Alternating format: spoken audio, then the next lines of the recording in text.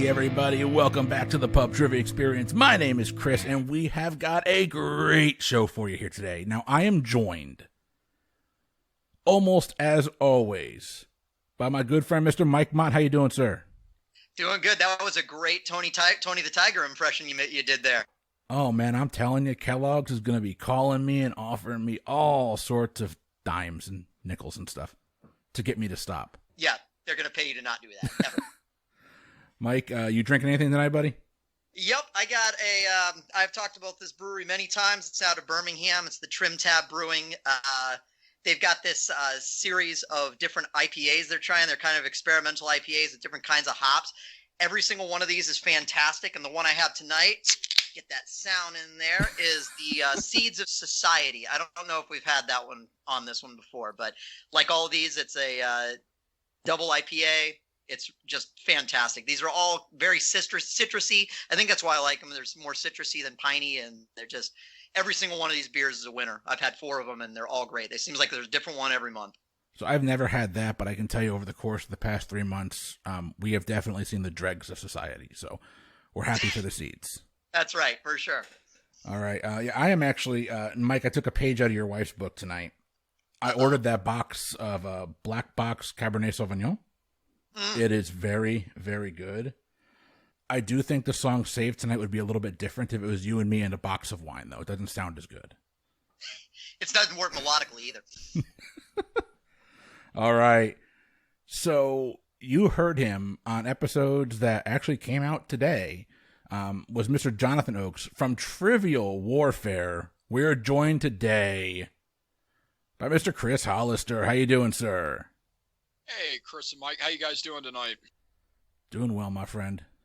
Yeah, I tell you what, I appreciate this. My wife appreciates you having me out to record tonight because it's stopped me from watching the endless cycle of Hamilton on Disney Plus this weekend. I'm on my 3rd viewing right now, and I've been I get something new after it every time I've been watching it, and I'm just enjoying the heck out of it. So it's like my wife was like, "Oh, you're recording. Thank God you're doing something else." Every time, I didn't notice this before, but every time Groff Sauce did the whole shimmy with his shoulders when he's singing, I start cracking up laughing. It's so funny. Well, that and also the amount of saliva that man was putting out was amazing. And the recording did him no favors. It didn't. At all. He's a real, if you haven't seen, is it Mindhunter on Netflix that he's in? Oh my gosh, he can act. He's phenomenal. He is fantastic, I tell you what. And then, of course, he's, Sven or... He's one of the characters. No, Kristoff. He's Kristoff in Frozen, yeah.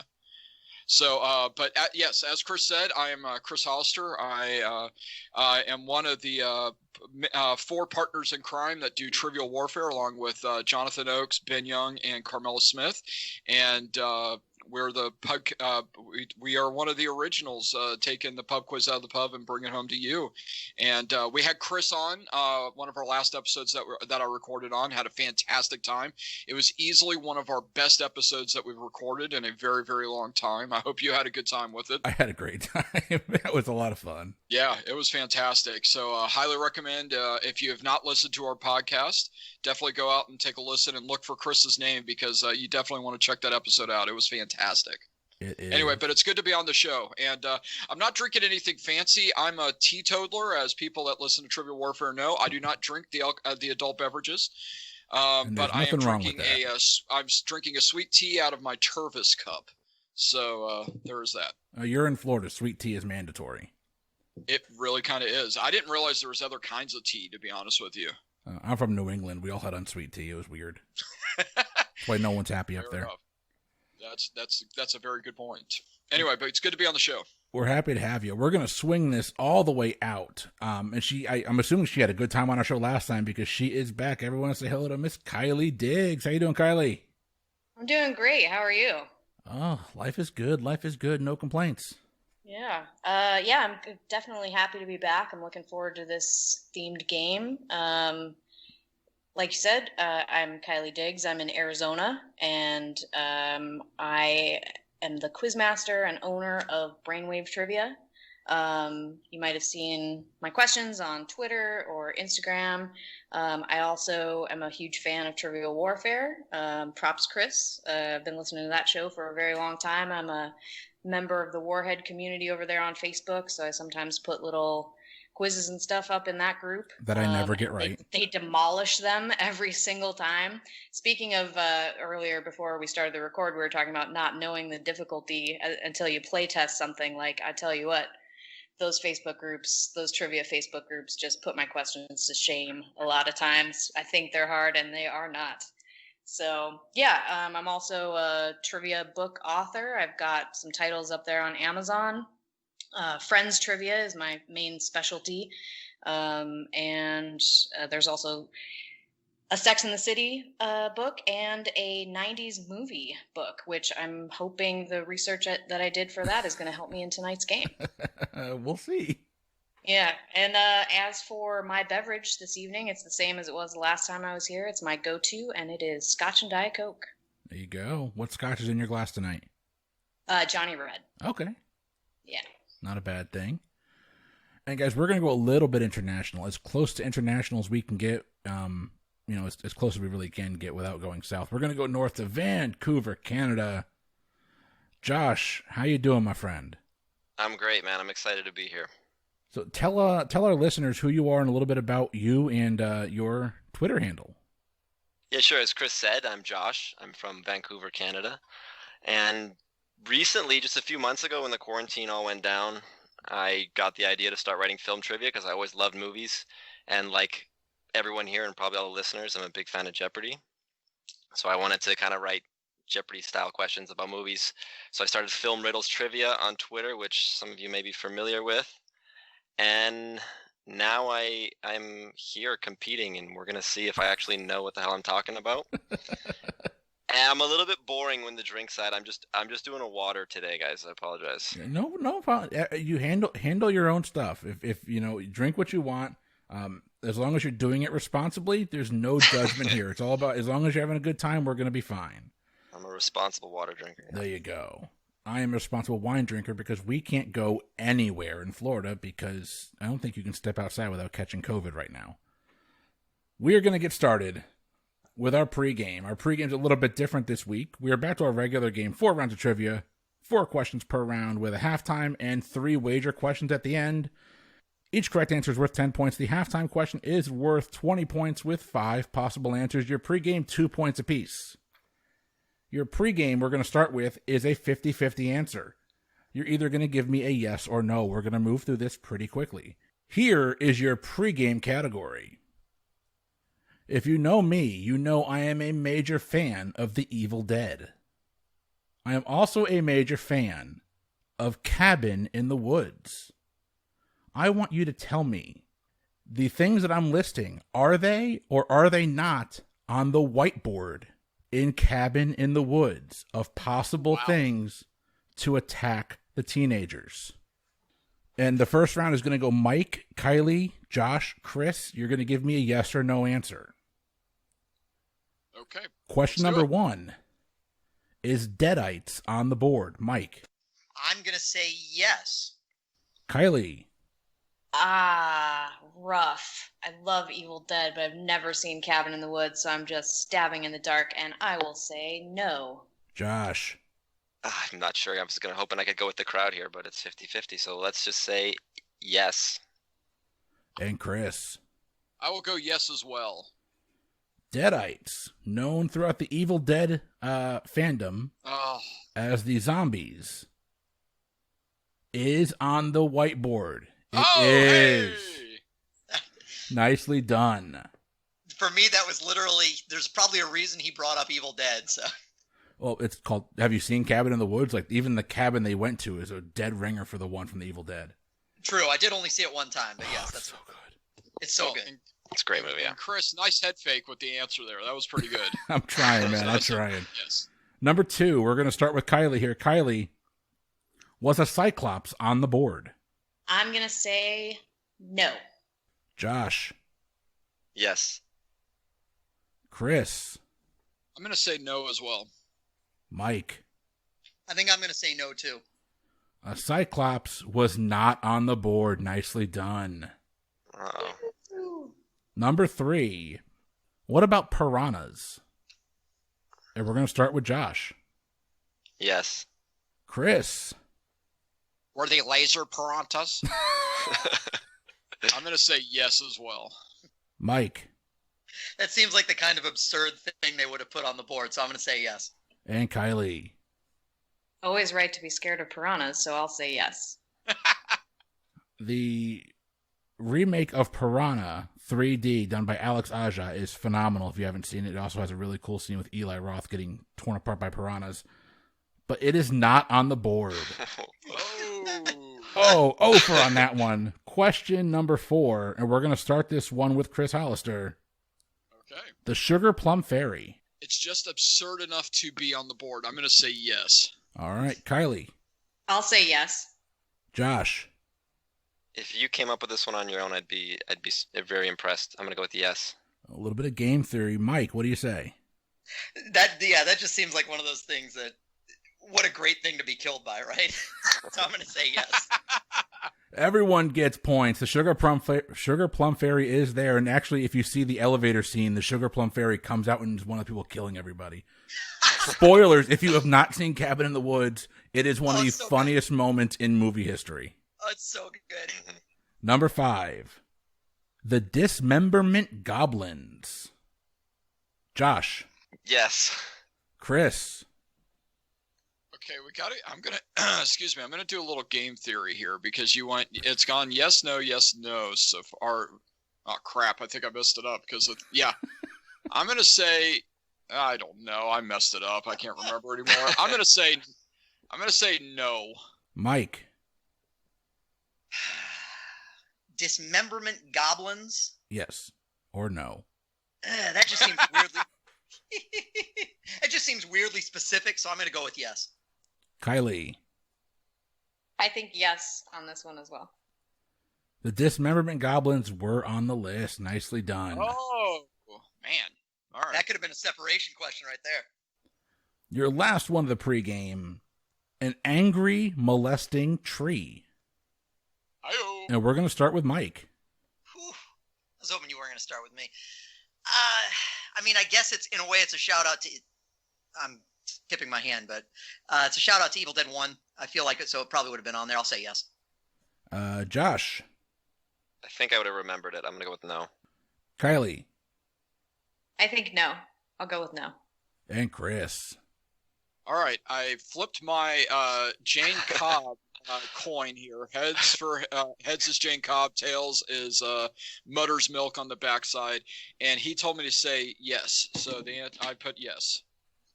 And yet another shout out to Evil Dead. The correct answer is yes. If you have not seen a still image of that list, it's hilarious. Not quite as hilarious as watching Bradley Whitford being killed by a merman. Still freaking hilarious. Your scores coming out of the pregame. I've got Mike with 10. Kylie's got 6. Josh has 6. And Chris has 8. All right. We are moving into our regular game. Round 1. Question number 1. Your category is in alcohol. Whoop! I'm out. Uh-oh. Here's my time to shine. All right. Some of us have been studying since college for this.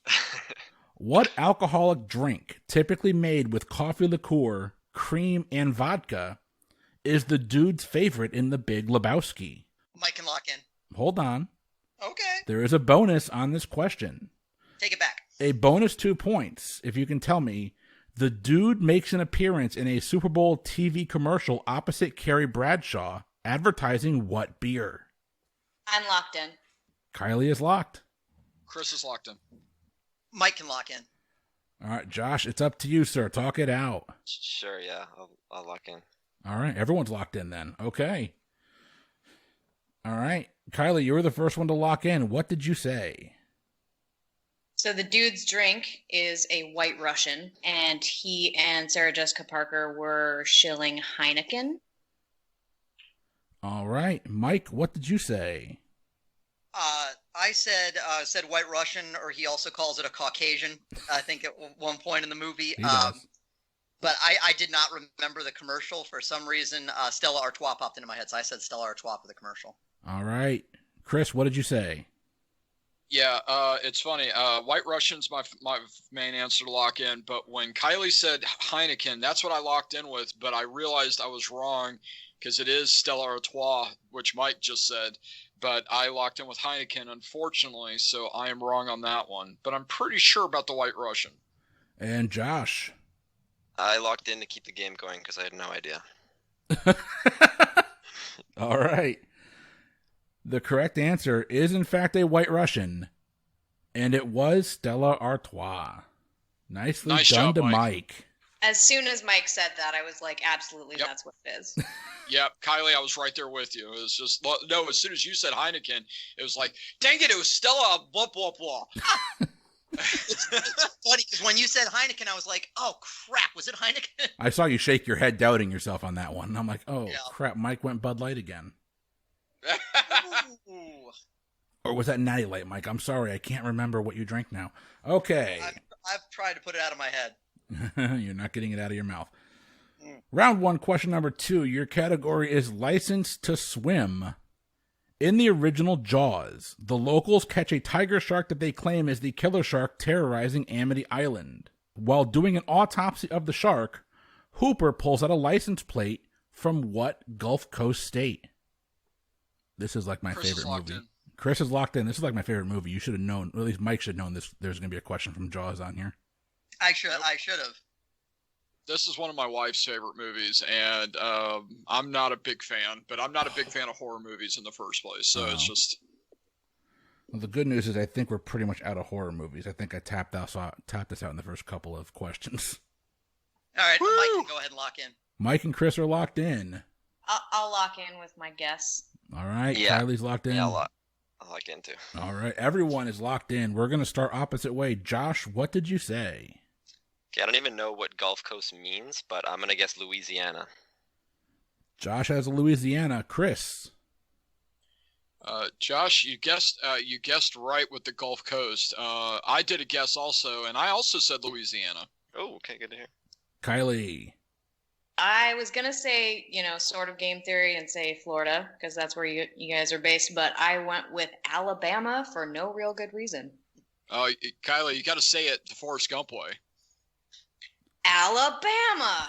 There you go. And the gentleman from Alabama, Mr. Mike Mott, what did you say? The gentleman from Alabama briefly considered both Alabama and Louisiana, but I ultimately went with Florida. It was a total guess. It came up from the warm Gulf waters. And as you know, tiger sharks are the trash can of the sea. It was a license plate from Louisiana. Yes! Yeah. Nice job, Josh and Chris. Well done. Take it. Hey, sometimes it's better to be lucky than good. Unfortunately, I am neither when it comes to trivia. Round 1, question number 3. And I'm going to caution you by saying I cheated a little bit here because this is not necessarily a movie question, but it kind of is. Your category is The Answer Is Not Sean Bean. Known for his unique look and multiple collaborations with director Robert Rodriguez, what 76-year-old actor has had more on-screen deaths than anybody else with 65? Can you repeat the question one more time, please? I will be happy to. Known for his unique look and multiple collaborations with director Robert Rodriguez, what 76-year-old actor has had more on-screen deaths than anybody else with 65? I will lock in. All right, Kylie's in. Who's next? I see their face, and I'm just... I'd lock in. We got Josh. All right, I'm locking in. I'm not sure, but I'm locking in. So, Mike, take it away. I'm trying I'm maybe getting a little too hung up on like the Robert Rodriguez thing. I haven't seen a whole lot of Robert Rodriguez films. The first name that popped in my head was Danny Trejo. He'd be about that age. I just cannot believe he's been that ubiquitous, but and he does have a unique look. The other actor with a unique look that popped into my head that I know has been in at least one Robert Rodriguez movie is Steve Buscemi, but I don't really think he's been in. I don't think he's associated with Robert Rodriguez in the same way. So I'll lock in with Danny Trejo. Mike's locked in. Danny Trejo. Kylie, what did you say? I also said Danny Trejo. Get Danny Trejo for Kylie. Josh. I heard Unique Look, and I went Steve Buscemi. So Went with Steve Buscemi. And Chris, what did you say? I did 3 out of 4. I said Danny Trejo, Machete himself. Well, Machete does in fact kill. The correct answer is Danny Trejo. Woo, wow. He has died a lot, but I think the most memorable is his tattooed arm hanging from Con Air. Oh gosh, that's right. I completely forgot about that. With Steve Buscemi. Yeah. No, I wrote down Machete because I was like, it's Machete. I cannot remember the dude's name. It's like I can remember his face, and then finally, right at the end, it was just like, okay, Trejo. He's done a lot with Rodriguez. He has done an awful lot with Robert Rodriguez. Okay. Round 1, question number 4. Your category is wrestlers in the movies. Yes. Crap. Wrestlers Paul the Big Show White, Bill Goldberg, and Hulk Hogan have all portrayed what character in movies? Okay, say that again. What? Wrestlers Paul the Big Show White, yeah, it's the Big Show, Bill Goldberg, and Hulk Hogan have all portrayed what character in a movie? Mike's going to go ahead and lock in, and if I'm right, I don't even know what to say, but I just have a guess. I'm not going to be able to logic there, I don't think. I'm locking in 2, and yeah, I'm just locking in 2. I don't want to say anything more, but that's I have no idea if I'm right or not, but I think I might be. I feel like Kylie might have an aneurysm. You okay over there?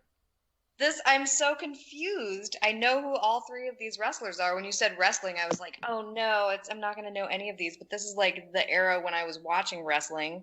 But I cannot think of a single thing that all 3 of those dudes would have had the same role. Okay, I have to go to a Zen place, and then I will come back with an answer. She's visiting the Joshua Tree. Speaking of that, Josh, do you have any idea?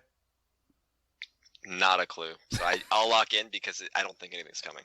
All right. Kylie, talk it out. Sorry, I kept it on mute. I'm trying to, I muted myself because I was laughing. I'm sorry. I mean, I know some movies that Hulk Hogan was definitely in. He was like was he the Tooth Fairy or was that The Rock? He definitely, there's some movie poster where he's wearing a tutu or something weird like that. Big Show and Goldberg, they seem like, I mean, Big Show is enormous, so he would be, you know, some kind of bodyguard or like a tough. And then Goldberg, I think, has been in like some of these like Expendables kind of movies. So, but one character, I don't know. I'm just gonna say Expendable number 2 and end this misery. Kylie is locked in with Expendable number 2. Josh, what did you say, sir? I don't even know why, but I said He-Man. Do they even have He-Man movies? I don't know. But let's just they did. throw that out there. Yes, terrible. they do. Dolph Lundgren. And Courtney Cox. Okay, now I know I'm wrong. Mike, what did you say? I had only heard of Hulk Hogan. I've never even heard of the other two. I'm not a big wrestling fan. I don't know why this popped into my head, and I didn't think I was going to have anything better, so I said Santa Claus. And Chris, what did you say? I'm going to say they all played wrestlers because Big Show played Captain Insano on in Waterboy. Or was it? Yeah, was it Waterboy? Yeah. And then Hogan played Thunderlips in Rocky 3, and then Goldberg played himself in the in that horrible WCW wrestling movie that David Arquette was in that I cannot remember the name of it right now. I think that's Ready to Rumble. Ready to Rumble. Thank you. That's exactly what it is. So I said they all played wrestlers. Oddly enough. Okay, so I've got to go back and look at the wording of my question here to make sure I wasn't unintentionally vague. So I asked her what character a wrestler is not necessarily all the same character. Okay, gotcha. All right, three of them. If I told you this, if I told you that the Big Show, who is like 7 feet tall, had a fight scene with Arnold Schwarzenegger, would that help in any way, shape, or form? Nope. They played, I don't know, they all dubbed in as Predator or something. No, that would have been cool, though. The correct answer, fighting Arnold Schwarzenegger in Jingle All the Way. Oh, my God. Playing a demented Santa Claus in the movie Santa Sleigh is Bill Goldberg. And Hulk Hogan in the iconic Santa with Muscles, it is Santa Claus. Wow, nice job, Mike. I literally got there because of Santa with muscles. That was the only reason. I was like, well, that's a common character that could have been played by other people. So that's where I got it from. All right, your scores after round 1. Josh has 16. Kylie's got 26. Chris has 38. And Mike has 42 points. We're going to move into round 2. Dose. Round 2. Question number 1. Your category is in Star Wars. It may be symbolic that I'm using this question on the 4th of July weekend, but what actor, musician, and composer helped write the Cantina music along with J.J. Abrams for The Force Awakens? I'm locked in. Chris is locked in. I'm going to lock in with a guess. All right, Kylie is in. Mike or Josh, you're up. Yeah, I might as well lock in with a guess as well. All right, he's in. Mike. I may be getting too hung up on the 4th of July thing, but it took me way too long to get there because I was sitting here going, okay, maybe he was associated with the Independence Day, so maybe it was Bill Pullman. It took me way too long to get to Will Smith, but actually Will Smith, I actually know fits that description way more than Bill Pullman or then Jeff Goldblum popped in my head. I don't know why it took me so long to get to Will Smith. I guess I'll lock in with Will Smith. I had actually forgotten there was a cantina scene in The Force Awakens until this question, so... Mike's in with Will Smith. Kylie, what did you say? For no particular reason other than I could not back my way into anything that made sense based on the 4th of July hint, which I think was there. I just said Danny Elfman.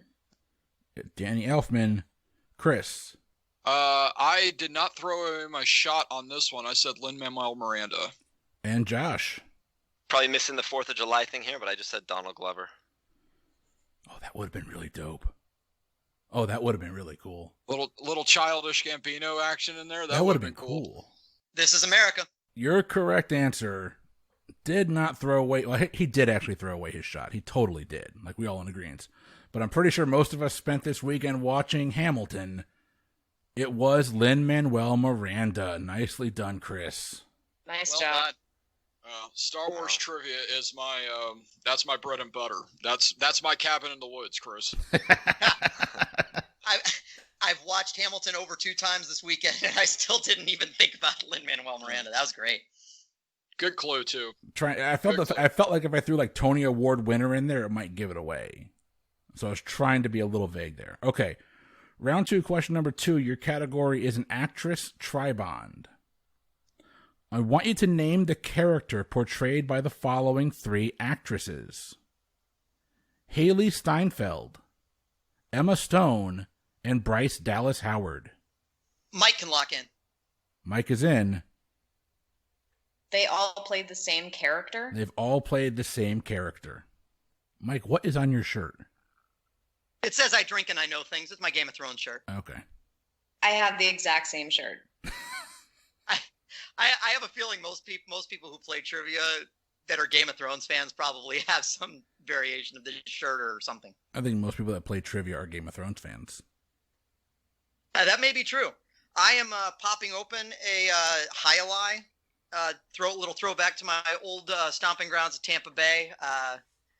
They sell it here, and that's just awesome. So I'm so glad that it's here, and it's one of my favorite IPAs of all time. And it needs no introduction really for beer drinkers, but just wanted to throw it out there that that's what I'm popping open now. It's a good beer. Okay, Chris is locked in. It took me a minute, but I got it. All right, Chris is there. Josh is locked in. Kylie, it's up to you.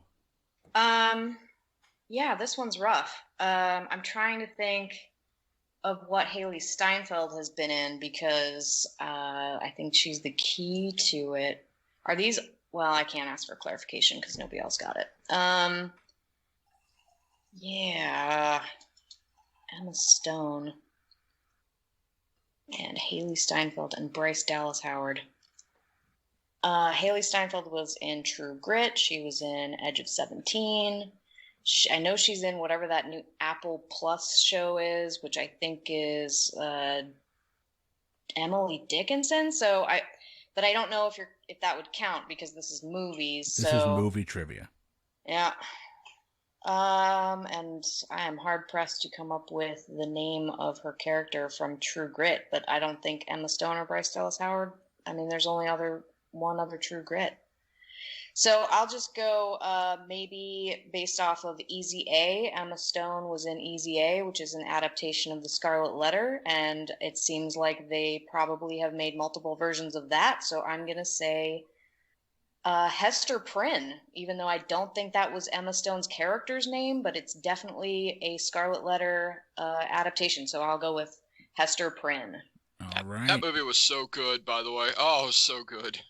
That's the movie you fall in love with Emma Stone in. She's so good. It really is. Oh, yeah, 100%. All right, we'll go to Mike next. Mike, what did you say? Honestly, I fell in love with Emma Stone in Superbad, so I was already there. No, actually, it's funny. The first thing I thought was, oh, crud, I'm going to have to come up with Haley Steinfeld's character's name in True Grit when I heard her name, because that was the only thing I can think of. But near as I can figure, based on this question, she must have been the voice of Gwen Stacy in Into the Spider-Verse, because I know both Emma Stone and Bryce Dallas Howard played Gwen Stacy in Spider-Man 3 for Bryce Dallas Howard, and then both the Andrew Garfield Spider-Mans for Emma Stone. So I locked in with Gwen Stacy. And Chris, what did you say? The exact same thing. I said Gwen Stacy. Josh? I went very far away from that and just guessed Cinderella. Was Emma Stone Cinderella?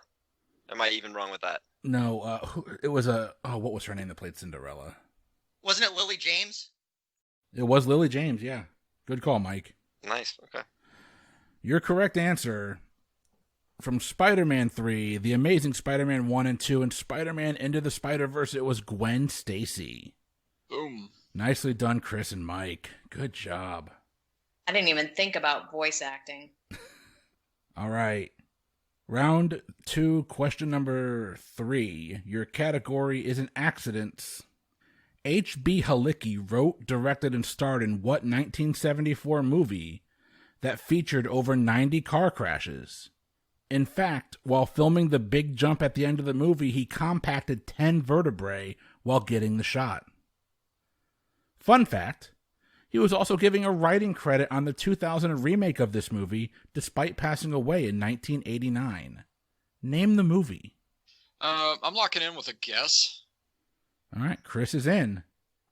Mike's also going to lock in with a guess based solely on the fun fact. Speaking of accidents, I just spilled my High on myself, so I swear this is only my second beer of the night. Oh my lord! I can't take you anywhere. Yeah, I know. I'm locked in. I'll lock in. Mike, what did you say? Did Josh lock in? Oh, I'm good. I'm good to lock in. Yeah. Okay. So based on the hint, and I don't remember when this remake was, but it would be right around that time. I actually would have thought it was a little later than 2000, but I said Death Race 2000. All right, Chris, what did you say? Okay, my locked-in answer was The French Connection, but I believe the actual answer is The Italian Job. All right, Kylie. So I was going off of 90 car crashes. I've not heard the name of that director, and then the 2000 remake. He's done nothing else. So I went with Blues Brothers, which I now think is not right, but it's all I got. And There's Josh. a lot of car crashes in there that movie. were. I haven't seen this, but you said movie jump into the movie, so I just thought like Dukes of Hazzard.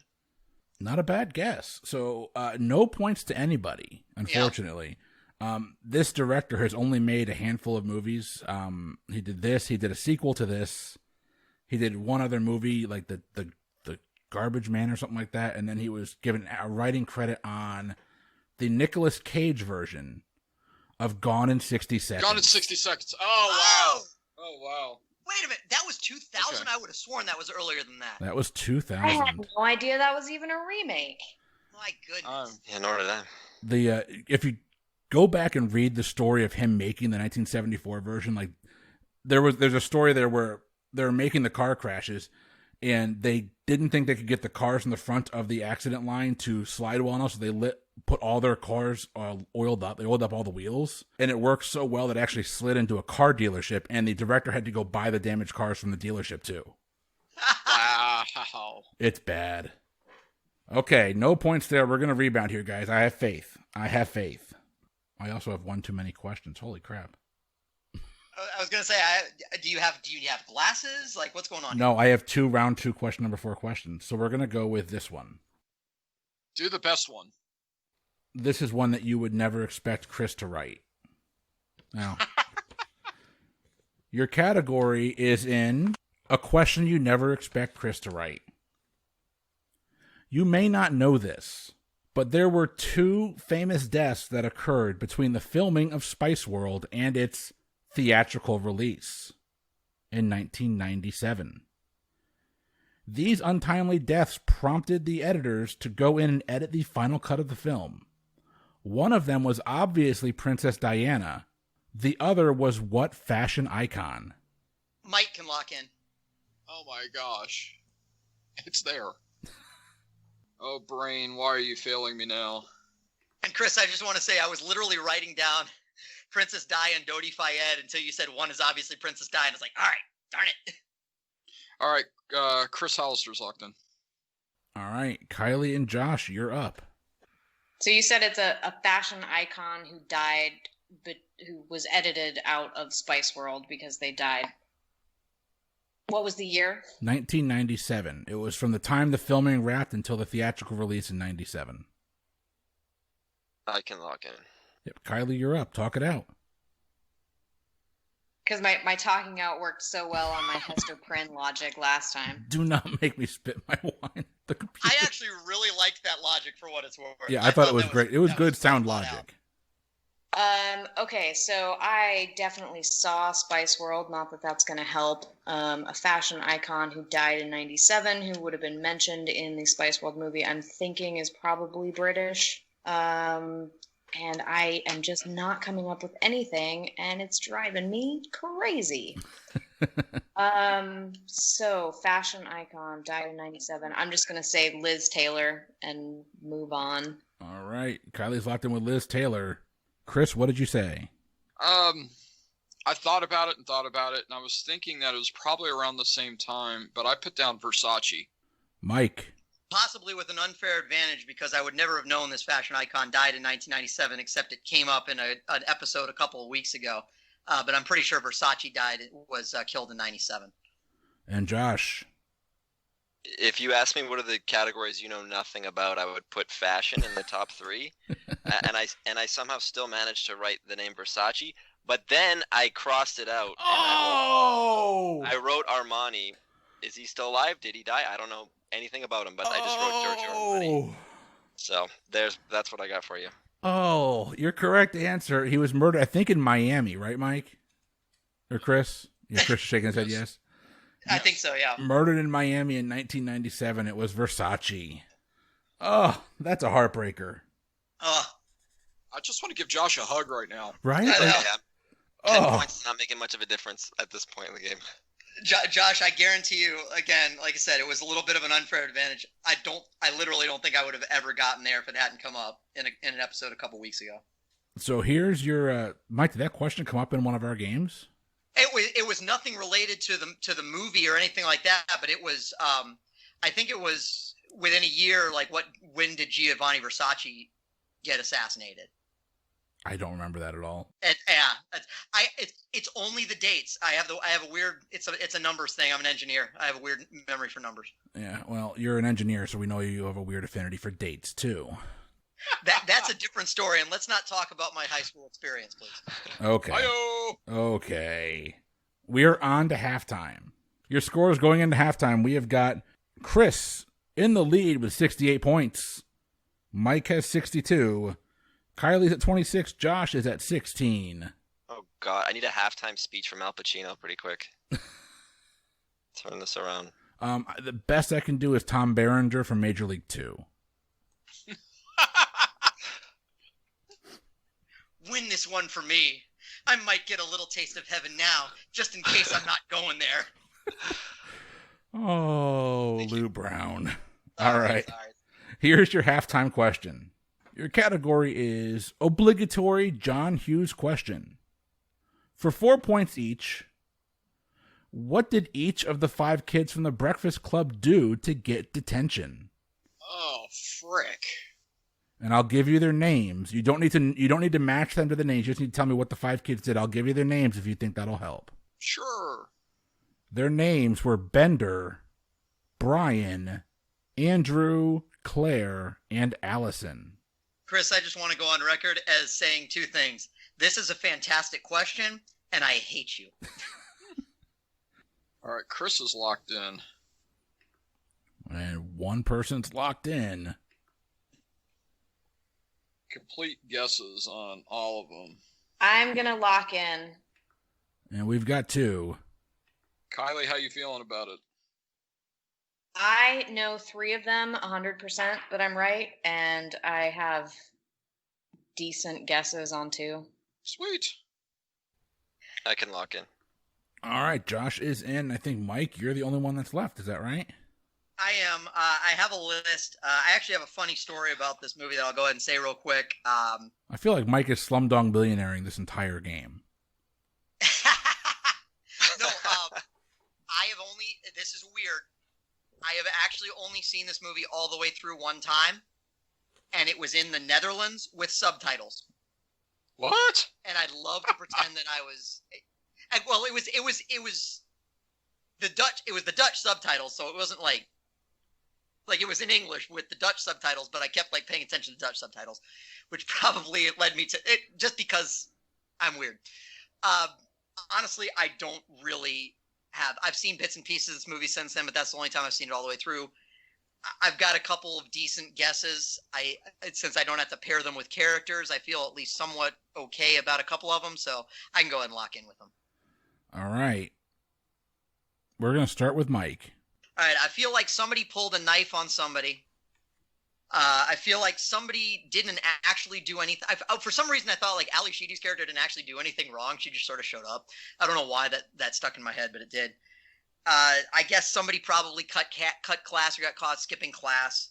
I guess that somebody got caught with drugs, and I guess that somebody got into a fist fight. So those are my guesses. Those seem like fairly typical detention-oriented things. Pulling a knife is detention-worthy, Mike? What kind of high school did you go to? Oh, yeah, don't get me started. I know. All right. We'll head on over to Chris. What did you say, sir? All right. I said one of them stole something. One of them was fighting. One of them was smoking in the bathroom. One of them for cheating. And just like Mike said, there's I think Ali Sheedy's character was there just because she wanted to be there. All right. Kylie, you're up. Okay, so Brian, the brain, he brought a gun to school, but it was actually a starter pistol. It wasn't even a real gun, but he had a gun in his locker. Andrew, the athlete, was picking on a kid in the locker room after gym and taped a kid's buns together. And Allison, the basket case, just shows up because she had nothing better to do. Those are the 3 that I know. And then Bender, the criminal, I could not remember specifically what it was. I just put vandalism. And then Claire, the princess, I believe was cutting class, I think. All right. And Josh, what did you say, sir? I just said things that could get you in trouble. I wrote smoking, skipping class, being late, having poor grades, and then I think I just remember somebody choosing to be there, so I wrote someone chose to be there. All right. So the good news here is we've got some points to give out. The bad news here is no one got them all correct. So Bender, the rebel of the group, no one got this. He actually is there because he pulled a false fire alarm. Brian brought a flare gun or a starter's pistol and left it in his locker, and it went off. Andrew, played by Coach Gordon Bombay himself, taped a dude's butt cheeks together. Claire was, in fact, skipping class. If you said skipping class, I'm going to give you credit for it. She was skipping class, and she went shopping. And Allison had nothing better to do. I think everyone got that one. Nicely done. I'll take it because that was a great question. Kylie, as soon as you said taping the guy's buns together, I'm like, oh, I totally remember that. It's one of the most iconic lines of 80s cinema. It totally is, and I couldn't believe I couldn't get there, but that was well done. Well done. All right. Round 3, question number 1. Your category isn't a fatty's favorite. It's food. What fictional fast food company makes an appearance in From Dusk Till Dawn, Pulp Fiction, Reservoir Dogs, Once Upon a Time in Hollywood, and Death Proof? A bonus 1 point each if you can tell me the other 2 movies that I left out of that list. Chris, can you give the list again so I can work on the other 2 movies? Yeah.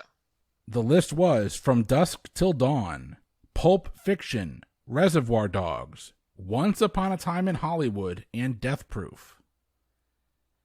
And I want to caution you here. When I say made an appearance, it means that some semblance of this fast food entity has made an appearance in the movie. It could be an advertisement, it could be a slogan or a flyer in the background. We're looking for the name of the restaurant, and for 2 bonus points, 1 each, name the other 2 movies that I left off of that list. I can lock in. Josh is in. Chris, Mike can go ahead and lock in. Chris is locked in. Kylie, you're up. I know the restaurant. I'm pretty sure of the restaurant. I'm just trying. You said there were 2 other movies that it appears in that weren't on your list? Correct. I'm just trying to come up with the second one. Oh, Quentin, with your universe. I will lock in, finally. Kylie, what did you say? All right, so I said that the restaurant was Big Kahuna Burger, and I said for the bonus, I was pretty sure Jackie Brown makes sense, and then I just got totally stuck trying to figure out the second one, knowing that this answer is wrong because Inglourious Basterds is, pre-fast food, but that's what I said. All right, we have got the Big Kahuna Burger with Jackie Brown and Inglourious Basterds. There's our PG-13 right there. Mike, what did you say, sir? I too said Big Kahuna Burger.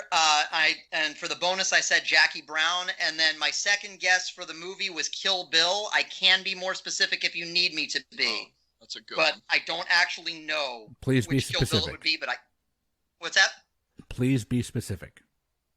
I said Jackie Brown, and if I am forced to choose, I would choose Kill Bill Volume 2. All right. Josh, what did you say, sir? Big Kahuna Burger, Jackie Brown, and I said Kill Bill. 1 or 2?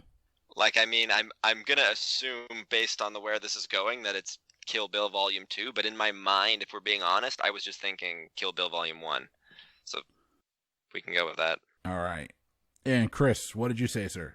I also locked in with Big Kahuna Burger. I also locked in with Jackie Brown. Unfortunately, for the other one, I put Once Upon a Time in Hollywood, which I wish I thought of Kill Bill because that's a much better answer.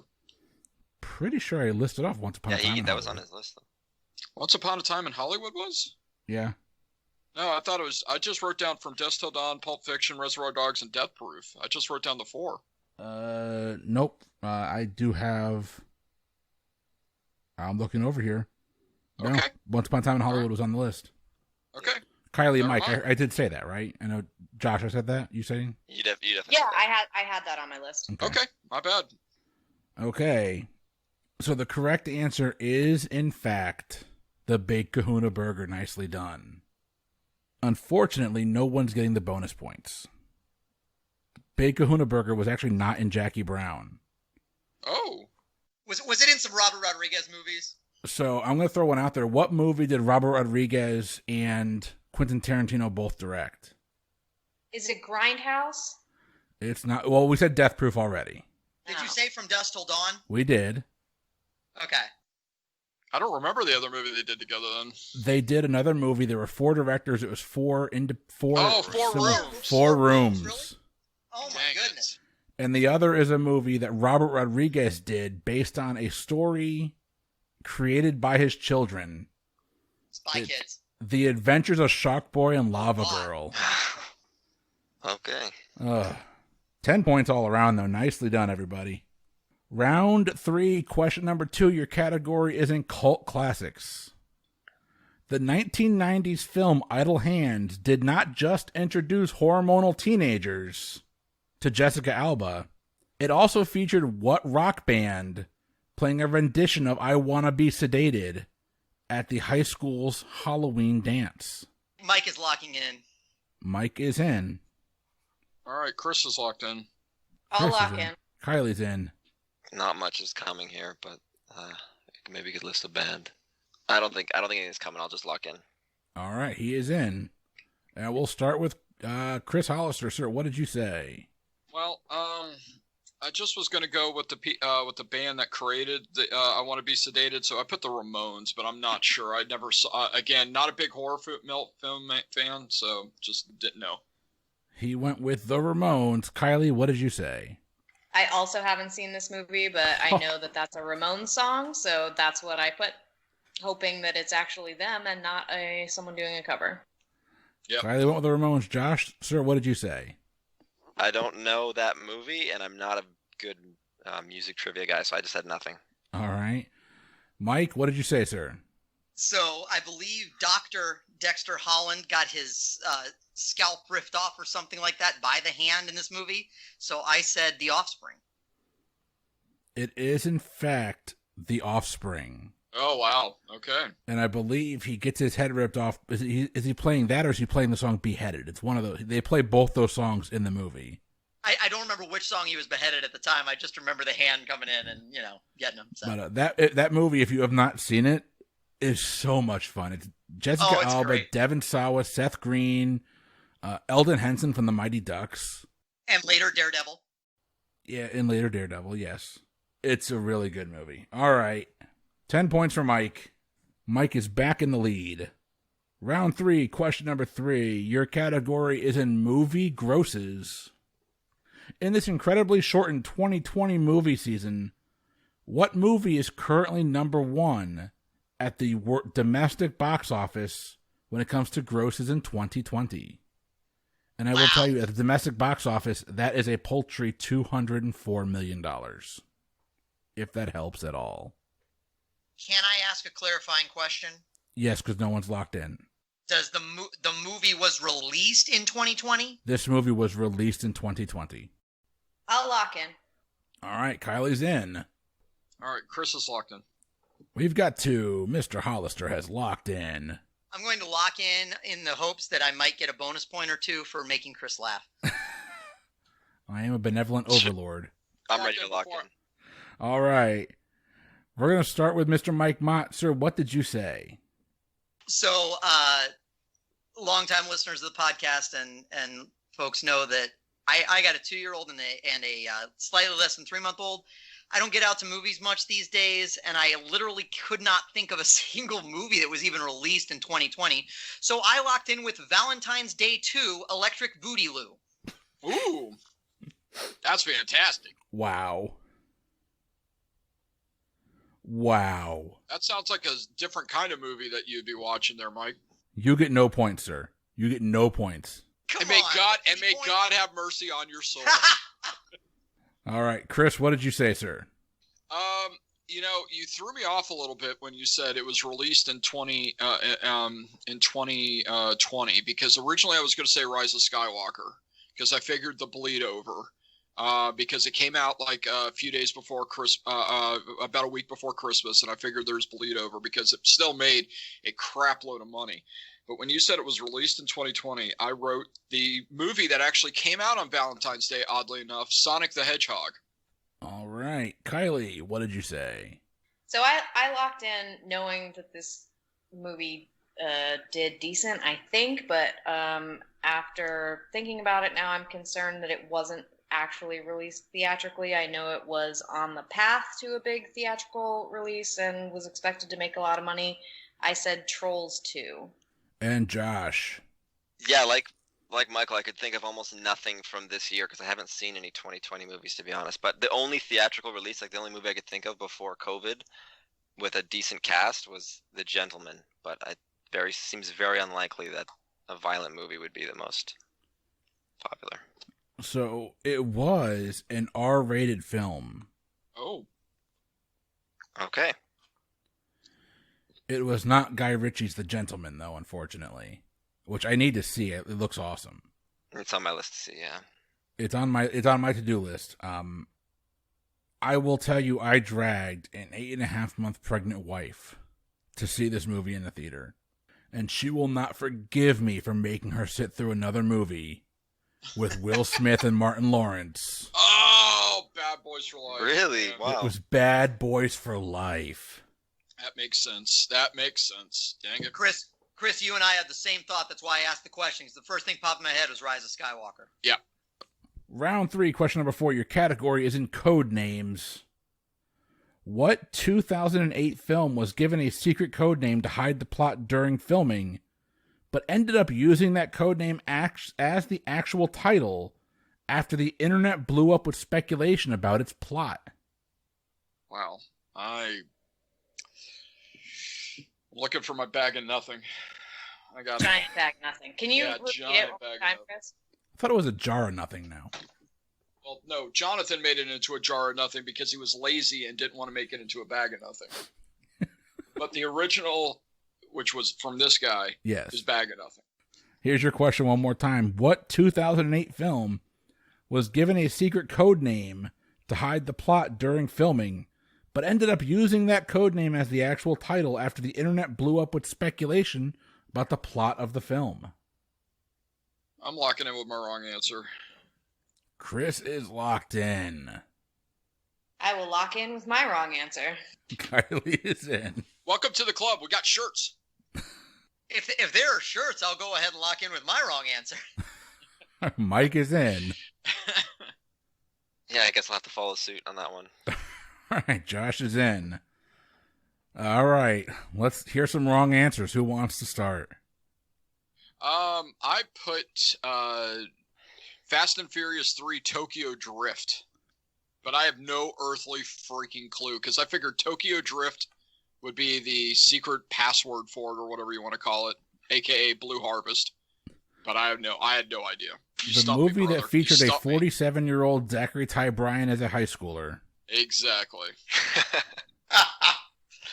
Back in my day. Mike, what did you say, sir? I could, I even asked you what year it was, and I just couldn't get there. The movie that popped into my head right away before I asked, and I just couldn't break away from it. I don't think the internet particularly speculated about the plot of this movie, but I know that it had a working title that was not ever intended to be the full title, and so Samuel L. Jackson insisted that it be the full title. I went with Snakes on a Plane. Oh, But I'm pretty that's sure a that was nice launched in choice. 2006. All right, he's gone on with Snakes on a Plane. Josh, what did you say, sir? I love Chris's answer because I was thinking like movie sequels. If people are speculating about a plot, I would think it'd be a sequel. But I got too hung up on 2008, and I could only think of The Dark Knight, Frost Nixon, and my eventual wrong guess of just saying Slumdog Millionaire. All right, Kylie, what did you say? So I was thinking, came from the place of what would people be speculating about, which to me is a franchise of some kind. And I just had nothing. So I went based on the poster I see behind Josh in his place there. I said Quantum of Solace, and I don't even know, because like people would speculate about Bond, but I am not a Bond girl in many ways, more ways than one. So I don't know if that's even close to the right year, but sounds good. It's the right year. I really hope it's not the right answer. That'll be embarrassing. That's a great guess. I'm going to throw some hints at you. So no one's getting points, unfortunately. I want to throw some hints out here, and you guys tell me if anyone gets it. The person that directed this movie is a gentleman by the name of Matt Reeves, who is directing the upcoming Batman. It is written by a gentleman named Drew Goddard, who works with Joss Whedon a lot. Yep. And he also did Cabin in the Woods, Daredevil. ironically. He did Daredevil. Is it he was Iron the Man? showrunner on Daredevil. He was season 1 of Daredevil. He left Daredevil to do Sinister Six. That never got made, which is a travesty because we need a Sinister Six movie. Kevin Feige, get on that, please. Well, that's Sony, so. Yep. No, Daredevil is back to... Well, no. Oh. Daredevil, Sinister yeah. Six. Yeah, Sinister Six is Sony, Sony, so you yeah. can't. Work something out. Sell Spider-Man back to Marvel, please. Amen. It was produced by J.J. Abrams, who has produced both of the sequels. Cloverfield. It is Cloverfield. Yeah. Oh, wow. Okay. Would never have gotten Okay. there, but I remember. I didn't realize Matt Reeves directed that. That's didn't either. interesting. I didn't Yeah. either. I just looked it up.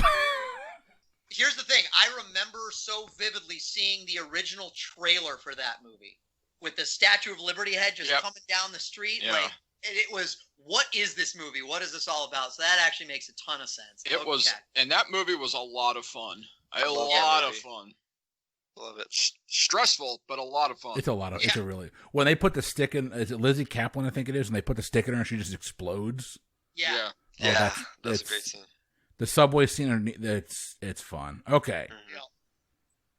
We are moving on. Round 4, question number 1. Your category is movie spin-offs on TV. What 1974 film spawned a spin-off TV pilot named Black Bart that starred Louis Gossett Jr. as the main character? I'm locked in.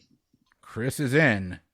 That, my friend, is a slow-pitch softball in my strike range and makes up for all the horror questions you're asking so far. All? The 2? Okay, maybe one of them. The movie came out in 74, right? Not the TV pilot? The TV, yeah, correct. The movie came out in 74. Same year I was born. I'll lock in. Kylie is in. I think it was a little earlier than this, but I'll go ahead and lock in. Mike is locked in. I'll lock in because I'm not getting anywhere. All right, everybody is in. Round 4, question number 1. Mike, what did you say? I'm pretty sure it was more like 72, but I said Shaft. Mike said Shaft. Kylie. I was just trying to come up with anything that Louis Gossett Jr. was in, and the only thing that I came up with was Iron Eagle, which I don't even know if that's a movie. So. Oh, that was 1985. Damn, that movie was awesome. I love that movie. Sorry. No, you're good. I've never seen it. Oh. Josh, what did you say, sir? Wild Shot in the Dark. I just changed one of the words and wrote Black Christmas. Black Christmas. Going back to the horror out, which the original Black Christmas is phenomenal. Chris, what did you say?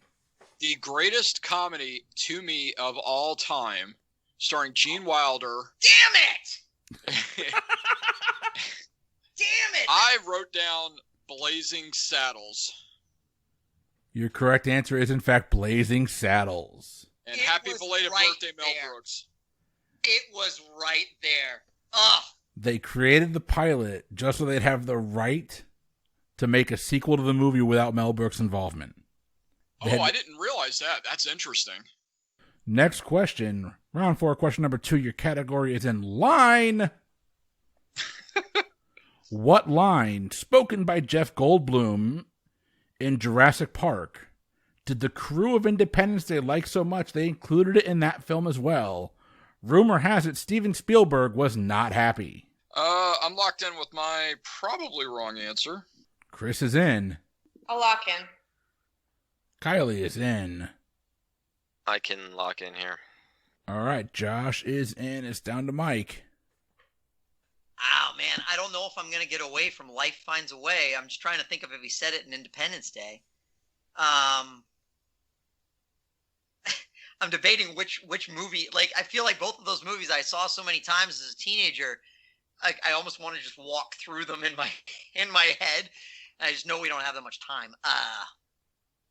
I mean, yeah, for whatever reason, Life Finds a Way pops in my head from Jurassic Park, and Go Do Your Stuff is what pops in my head from Independence Day for whatever reason. I'll go ahead and lock in with Life Finds a Way. I don't think it's right. I don't remember him saying it in Independence Day, but I feel like it's an iconic enough line that it would make Steven Spielberg not happy. Mike is locked in with Life Finds a Way. Josh, what did you say? Life Finds a Way. Okay. Just calm down. And you don't have to even see it, but you could feel Chris roll his eyes at Mike on that. That was fantastic. Hear it. I'll have to edit that out in post because you heard the wrong. Josh, what did you say, sir? I can't remember any lines from Jurassic Park at all, other than the something about you were so preoccupied with whether or not you didn't think of if you should, or something like that. I don't even know if I got the wording right, but we'll go with that. All right, Kylie, what did you say? First quote that comes to me from Jurassic Park always is "clever girl," but that's not Jeff Goldblum, so I could not think of anything else other than Life Finds a Way, which I don't think is in Independence Day, but we'll find out. And Chris, what did you say? I first want to say that Jeff Goldblum is a national treasure. Secondly, I thought it was Jeff Goldblum's impersonation of Elvis when he went, "Thank you very much." Unfortunately, no points for anybody. Thank God. Funko Pop calls this the sexy Ian Malcolm. He is shirtless with his shirt torn open in the back of a Jeep. And a T-Rex is chasing him. Oh, and go faster, go faster! He utters the line, must go faster, when you're watching Independence Day at the very end when they're fighting their way through the ship and they're trying to get to that little triangular crease at the end. It cuts away from Jeff Goldblum just to the ship from a wide shot, and you hear Jeff Goldblum mutter, must go faster, must go faster. He never actually said that on the set of Independence Day. They stole it and put it into the movie. Really? That's awesome! Wow. Wow. I ain't heard no fat lady! You're obsessed with the fat lady. Round 4, question number 3. Your category is in Harry Potter. Harry? And there were 3 eye rolls and a really bad, I'm hoping Ron, maybe Hermione impression. Hello, Harry. Yes. Definitely Ron. Okay. I am currently wearing Ron Weasley socks, so. Hey, sweet. In what Chris's opinion is the best Harry Potter movie, The Goblet of Fire, what does Harry eat that allows him to breathe underwater? I'm locked in. Chris is locked in. Uh-oh. I really hope that this is correct, but Mike is locking in. All right. Josh, you're up, sir. No rush. It's been a long time since I've seen the Goblet of Fire. I remember somebody eating cupcakes and then falling asleep in a Harry Potter moment, I think in one of the movies. So I just said cupcake because it's the only... There's a lot of food in Harry Potter, but that's the one that like stood out to me as doing something to someone. All right. We got cupcakes from Josh. Mike, what did you say? The thing that popped into my head was gillyweed. I don't know if that was the breathe underwater thing or something else, but that was what popped into my head. And by the way, Chris, the answer we were looking for was Prisoner of Azkaban. Prisoner of Azkaban. I love Alfonso Cuarón. Goblet of Fire is my favorite movie. You both are wrong, but that's okay. Chris, you're up. Yeah, I put gillyweed down. And Kylie. It is gillyweed in the books. In the movies, Neville tells him to use gillyweed, but in the books, it is Dobby who hooks him up with the gillyweed. Yep, she is right. All right, and your correct answer is, in fact, gillyweed. Nicely done, and I will thank my wife for that question because I don't give a tiny rat's patootie about Harry Potter. If you can't tell by the lack of questions in this game about it, I don't care about Lord of the Rings either. Oh, Earns. You know what I do care let that about? be a segue into a Lord of the Rings question. No. You know what I do care about, though? It's something that Kylie, Josh, and I talked about on Twitter. I do, in fact, love myself some Indiana Jones. Okay. Round 4, question number 4. Your category is in The Last Crusade. As you know, I do love Indiana Jones. In the final Indiana Jones movie, The Last Crusade, Indy has to pass 3 tests before getting to the knight guarding the Grail. In the second test, Indy has to proceed in the footsteps of the Word of God. What name does he have to use to cross the path? And a bonus 2 points if you can tell me the correct spelling of that name in Latin. I'm locked in. I'm locked in. I'm locked in. All right. Okay. The full spelling is what you're asking for the bonus? The full spelling of the name in Latin. Okay, I'm locked in. All right, we're going to start with Mike. But in Latin, Jehovah begins with an I. I need you to provide the spelling, sir. I wrote down I-E-V-O-H-A-H, but I realized that last H is probably incorrect. All right, Kylie, what'd you say? So I also remembered in Latin, Jehovah begins with an I, so I put Jehovah for the main answer. And then I knew that it started with I. I was trying to picture Harrison Ford jumping on the little stones, and all I could come up with that made sense was INRI, which is sometimes at the top of Catholic crosses. All right. Josh, what'd you say, sir? Jehovah. Don't remember the J or the I thing, so I spelled it with a J. Jehova, I think. Yeah. All right. And Chris? Did not even attempt to try to spell it. Well, I'll spell it the way I spelled it. I remember the I part on it, but I did also put Jehovah on there. But I can't even spell my own name half the time. And so, but IEHOVAH. And Chris, can I ask a question? I wrote down on my paper IEV. Did I say that? Because if I did, I feel like an idiot. It doesn't matter because in the Latin spelling there is no H at the end, nor was there in the movie. Okay, there you go. I was thinking that H at the end would have gotten me anyway, but okay. Okay. The correct answer is, in fact, Jehovah. Nicely done, everybody. I love that movie. And Kiss a Wookiee, kick a droid. I love that movie. For me, it's actually superior to Raiders. Well, that's where you're wrong.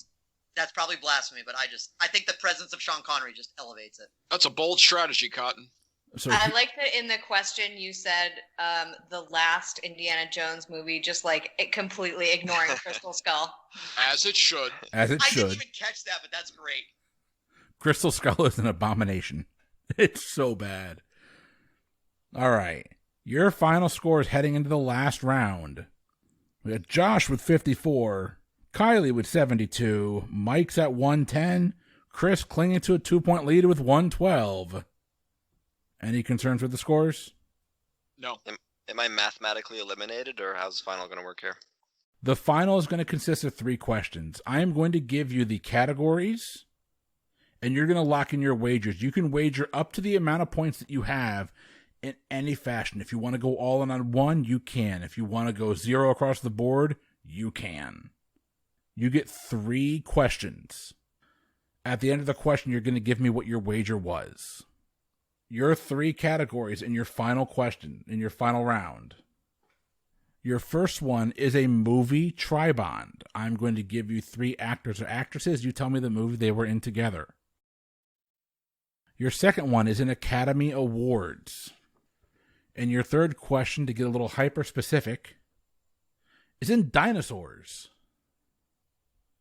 And that is a shout-out to my lovely wife, Leah, who loves her some dinosaurs. My wife, too. So, out of the 112, we figure out what we want to wager. Or out of the point value that we have, we figure out what we want to wager. You can wager as much of those, you can break them up however you want in the 3 questions. It just cannot go higher than that. Correct. Is what you're saying. Okay. Chris, believe me, the rest of us wish we had 112 to wager from. Well, you're only 2 points behind me, mister. Calm down, 110.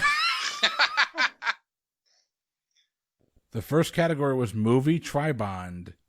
Give me your wagers. We'll start with Mike. I was like, this is a mistake, but I wagered 40 on tribond. Kylie. I bet 30. Josh. 0. And Chris. I think this is my strongest category. I bet 70. All right. Your movie tribond question. Name the movie that featured the following 3 actors: Liev Schreiber, Peter O'Toole, and Ben Affleck. Same lock-in rules apply. Lock in. Wow, that was fast. I bet 0, so it... Oh, well, fair enough. I'm locked in. We're down to Mike and Chris. Chris is locked in. All right, Mike, you're left. Peter O'Toole would be a great limiting factor given the other 2 actors if I could think of anything Peter O'Toole's been in since, like, Lawrence of Arabia. Good night. Man. I don't think I'm going to get there. I'm going to lock in with a wrong answer. All right, all of the answers are in. Question number 2, your category is an Academy Awards. Let's go through your wagers here. We'll start with Mike. This is where I was sitting here thinking I should have pulled a Jonathan. I should have wagered all of it on Academy Awards, which is what I wanted to do. And I was like, I felt okay about tribonds, but I wagered 70. Kylie. I put another 30 on this one. Josh. Since the odds of me getting even 2 of your questions are so astronomically low, I decided the only chance I have is to put them all on Academy Awards. Ooh. 54. And Chris. I just did 20. I was not feeling very confident about this one. Here is your Academy Awards question. The 2017 Academy Awards was a memorable one after the confusion over the Best Picture winner. It was initially mistakenly awarded to La La Land before finally being awarded properly to Moonlight. Name any 2 of the other 7 Best Picture nominees that year. Yeesh. Any 2 of them? Any 2 of the other 7. There were 9 total. Moonlight, La La Land, any 2 of the remaining 7. I was just confidently listing off the ones from the following year, and then I realized I had the wrong year. Chris, I don't think you did this intentionally, but I'm going to ask anyway, just in case you did it intentionally. This was the one year in the past, 4 years that we didn't do an Academy Awards themed dinner. Was that intentional? No, I'm not that petty. I'm locked in. All right, Kylie is locked in. So glad I bet low on this. Yeah, me too. All right, I'm locked in. It's actually weird because I feel like the last 5 to 10 years is easily my weakest Academy Award time. I've seen your Oscar predictions. I can validate that. Fair point.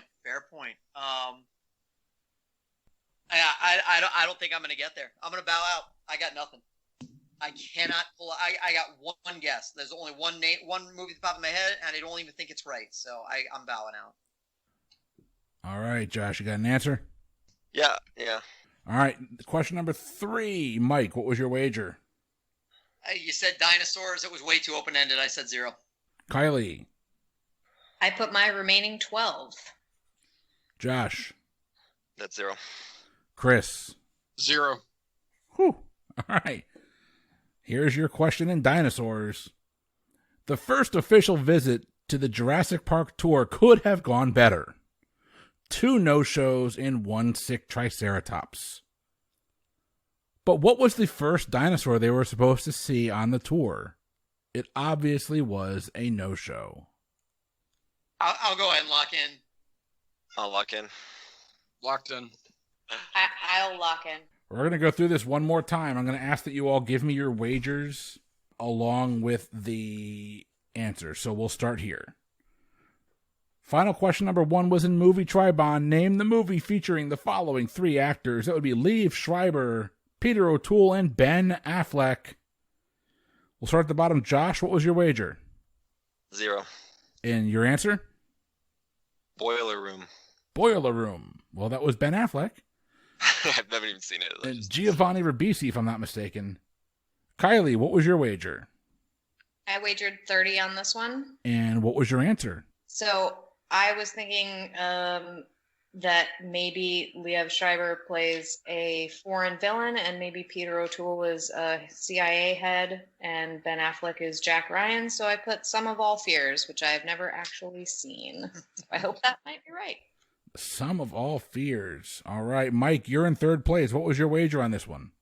Hell of a pull. I'm not going to be in 3rd place for long. I got hung up on Peter O'Toole. I couldn't think of either of these other 2 actors being in it. I really just couldn't come up with anything.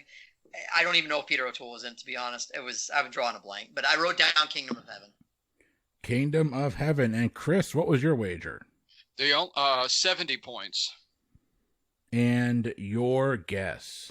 And you said at the beginning that there wouldn't be many more horror films, and you were wrong. You lied to me. You lied to me. I said many. I didn't say none. I believe this was a very bad movie, but it was called Phantoms. And Affleck was the bomb in Phantoms. Yeah, he was the bomb. Wow, I don't think I've ever heard him being called the bomb except for in Good Will Hunting. But I remember Peter O'Toole looking very bored in that movie. And your correct answer, as only Jason Mewes can put it, Affleck was the bomb in Phantoms, yo! The correct answer is Phantoms. Wow. Legitimately have never seen that movie, only know it from the Jay and Silent Bob reference. Question number 2. Your category was an Academy Awards. The 2017 Academy Awards were memorable for many reasons. One was the confusion over the Best Picture winner. It was mistakenly awarded to La La Land before finally be awarded to the Florida State University graduate Barry Jenkins for his film Moonlight. Name any 2 of the other 7 movies nominated for Best Picture that year. Josh, what was your wager? 54, all of it. All in. And what were your answers? Warhorse and Arrival. You've got Warhorse and Arrival. Kylie, what was your wager? I bet 30 on this one. And I came up with Hidden Figures and Fences. Yeah, Hidden Figures and Fences. That's a good answer. Mr. Mike Mott, what was your wager? I wagered 70. After almost deciding to wager all of it, I locked in with nothing, and then 30 seconds after locking in with nothing, I realized I should have locked in with The Theory of Everything and The Imitation Game. And Mr. Hollister, what was your wager? I wagered 20, and I'm glad I did, because I put Arrival, and then I couldn't think of anything else, so I put Green Book, but I think that's the next year. There were 7 movies nominated for Best Picture, or 9 movies nominated for Best Picture that year. La La Land and Moonlight. The other movies, the Denzel Washington film Fences. Oh, yeah. Jeremy Renner and Amy Adams were in Arrival. Oh. The Best Actor winner, Manchester by the Sea. Oh, of course. Oh, that's right. I'm off by a year. Okay. You are. Lion, Hell or High Water, which is amazing if you haven't seen it. Oh, that's a fantastic movie. Oh, yeah. Hacksaw Ridge, and Hidden Figures. Nicely done, Kylie. Nicely done. Here we go. Your final question was in dinosaurs. The first official Jurassic Park tour could have gone better with 2 no-shows and 1 sick Triceratops. But what was the first dinosaur they were supposed to see on the tour that obviously did not show up? Mike, what was your wager? I wagered 0. Josh. 0 as well. Chris. I wagered 0. And Kylie. This was my last 12 points to be had. All right, Kylie, you're the only one with an answer here. What did you say? I had no clue, and I just picked a dinosaur, and I said Brachiosaur. All right, Josh, what did you say? Stegosaurus. Mike. I said Dilophosaurus because it later attacked Newman. Chris. I put Velociraptor because they showed up later. And your correct answer, while betting 0 points, was a Dilophosaurus. Yep. And ladies and gentlemen, we have a winner with 162 points, coming all the way over from Trivial Warfare, is Mr. Chris Hollister. Hey, thank you very much. That was a lot of fun. I appreciate it, y'all. Nicely done. Well done. Thank you very much. Hey, guys, I'm sorry. I have to cut out. Chris, thank you again. Guys, thank you again. I apologize for leaping out, but anyway. All right, take care. Pleasure, Chris. All right, take care, y'all. You too. See ya. Hi, nice to meet you. Nice meeting you too, Kylie. Take care. And he's gone. Everyone, that has been another episode of the Pub Trivia Experience. Hold on. Was I did I come in dead last? Because I came up with 0. I came up with 0 too. Oh, okay. 2 of you. Yeah, because you wagered all in the Academy Awards. You had 1 of 2, by the way, Josh. Yeah, I know. I was trying to rival. Way closer than I was. I was looking up Warhorse. I don't know where I got that from, but it was 2011, so I was very far off with that. I haven't seen the movie. Just I know it was nominated. It's Spielberg, so I should have seen that movie. I haven't seen it though. No, it doesn't have. I haven't either. Yeah. Everybody, that has been another episode of the Pub Trivia Experience. We hope you're having a good time. If you have not done so already, find the Pub Trivia Experience on Instagram or Facebook, Pub Trivia Experience, on Twitter at PubTriviaPod. Email the show, pubtriviaexperience@gmail.com. If you want to be on the show or if you want to write a game, by all means, come on board. We're happy to play. But I want to pass this around to my guest one more time. Mr. Hollister had to jump off, but you can find Trivial Warfare literally anywhere you get podcasts. Josh, where can they find you, sir? I'm just on Twitter at Film Riddles Trivia. And Josh, we're going to get you on to recast that, by the way. Yes. Kylie, where can our listeners find you? You can find me at brainwavetrivia.com. There's a trivia blog there, and I post pretty regularly with different quizzes that I'm working on. I'm also on social media at Brainwave Trivia. I do daily Instagram and Twitter questions, and I'm on Facebook at Brainwave Trivia. I do different posts over there as well. And if you're interested in Sex and the City, Friends trivia, or 90s movies trivia, you can find those books on Amazon.com by searching my name, Kylie Diggs. And pretty soon here, I'm going to start my next book. And this is a deep cut nerd style. I don't know if anyone likes it but me, but I really want to write it. And it's going to be a book about the Robert Jordan book series, The Wheel of Time. So that'll be coming out later this year. Kylie, are you still doing the trivia for the bars that don't want to pay someone to actually come out and host? Oh yeah, absolutely. I sort of didn't mention that part just because the world is shut down. The in-person trivia world is shut down because of COVID. But yes, Brainwave Trivia also offers a weekly subscription service where if you want to host a trivia night at your bar or restaurant, but you're not looking for a full hosting package, you want to host it yourself or want to save that kind of money, subscribe to our service and you get a full 7-round pub quiz every week delivered to your email inbox. So you can host it yourself or have one of your servers or hosts or someone who's good on the mic take the hosting duties over and save yourself some coin that way. I love writing trivia. I love playing trivia, and I do a lot of it. She's damn good at it. She really is damn good at it. Everyone, while this whole COVID nightmare just doesn't seem to go away, I would be remiss if I didn't say support your local businesses, your local breweries, your local restaurants, to go whatever you need to do, DoorDash, Uber Eats, whatever you need to do, just make sure they're getting your money. The local businesses are the things that are really getting hit hard right now. If you're in the Tampa Bay, Palm Harbor, Clearwater, Tarpon Springs area, I cannot speak highly enough about Antelope Brew. They are a phenomenal organization, a phenomenal company with some of the best gourmet grilled cheese sandwiches you can get. They are the nicest people in the world. We cannot wait to get back out there. We just don't feel at a point right now where, with how hot Florida has been, we don't feel safe going out there right now. But they do pick up. They do, growler fills and things like that. And they've got some of the best craft beer in the Tampa Bay area. Give Antelope Brew a try right out in Tarpon Springs on the beautiful Sponge Docks. For the Pub Trivia Experience, everybody, I have been Chris. I'm Mike. I'm Kylie. I'm Josh. Have a great week, everyone.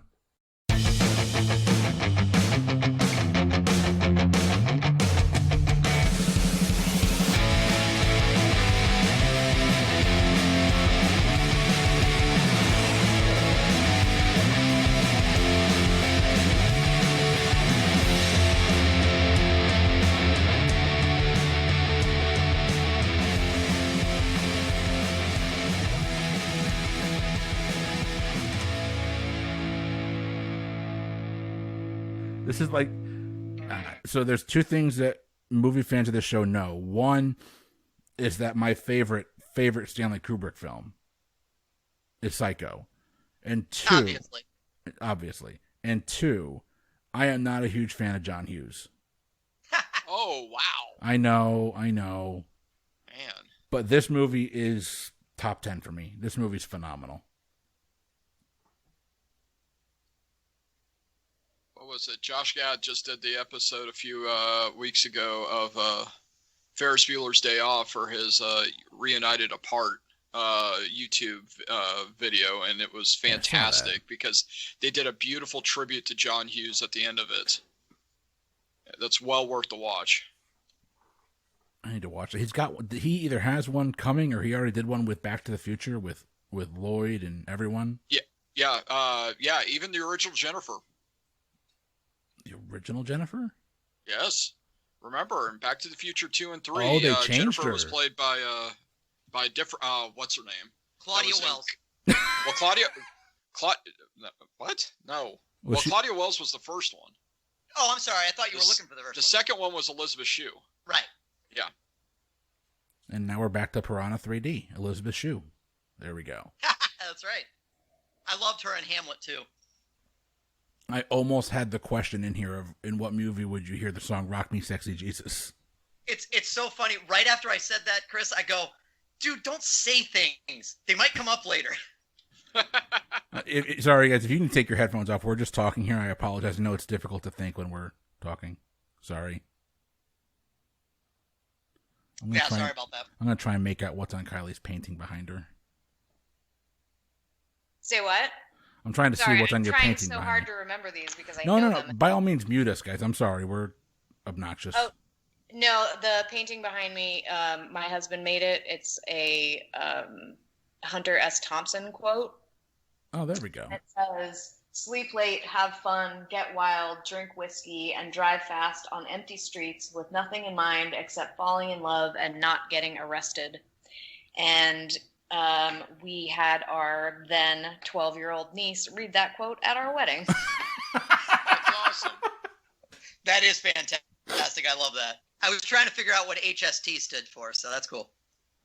Didn't Johnny Depp have his ashes shot into space? I believe so. I think they got really close when they were filming Fear and Loathing. Yeah, that makes sense. I can see them being kindred spirits. Anyway, I need to actually think about the question. Yeah. Sorry, I'll shut up now.